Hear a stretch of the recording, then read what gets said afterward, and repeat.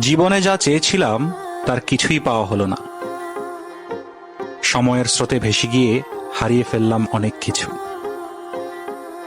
নিজের স্বকীয়তা, সুখ, শান্তি, স্বপ্ন, সবকিছু।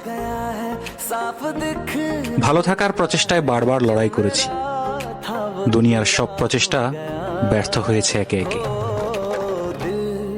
শেষ পর্যন্ত কোনো চাওয়া পাওয়া আর পূরণ হয় না। যখন সব চেষ্টাই বৃথা হয়, তখন জীবনের থেকে চাওয়ার মতো আর কিছুই বাকি থাকে না।